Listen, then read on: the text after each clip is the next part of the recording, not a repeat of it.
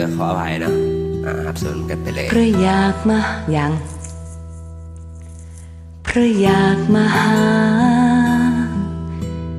มาเพื่อจะถามไทยว่าเป็นยังไง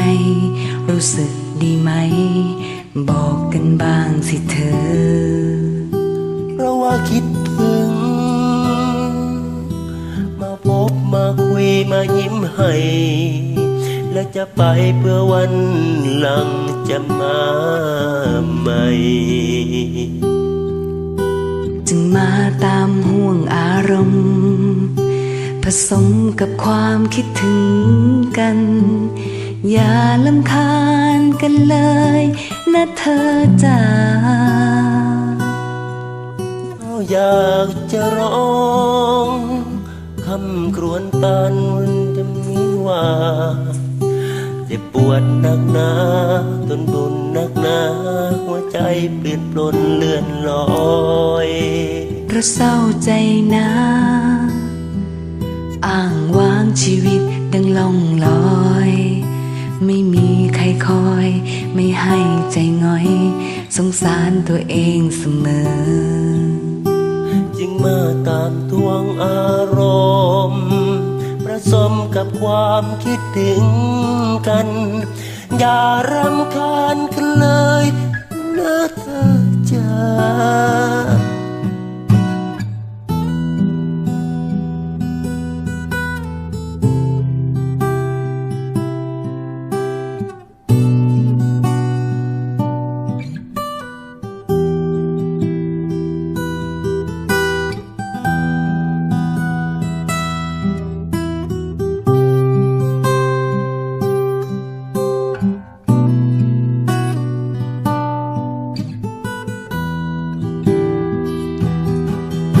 ใช่รักไม่รักใช่หลงไม่หลง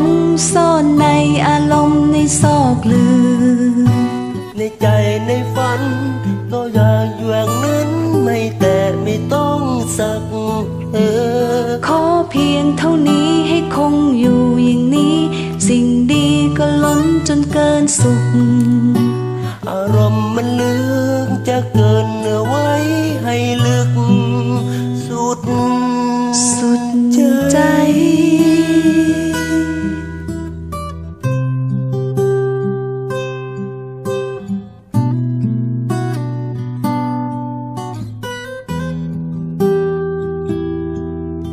เพราะอยากมาหามาเพื่อจะถามไทยว่าเป็นยังไง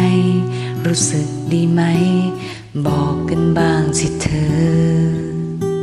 เพราะว่าคิดถึงมาพบมาคุยมายิ้มให้แล้วจะไปเพื่อวันหลังจะมาใหม่จึงมาตามห่วงอารมณ์กับความคิดถึงกันอย่ารำคาญกันเลยนะเธอจ๋า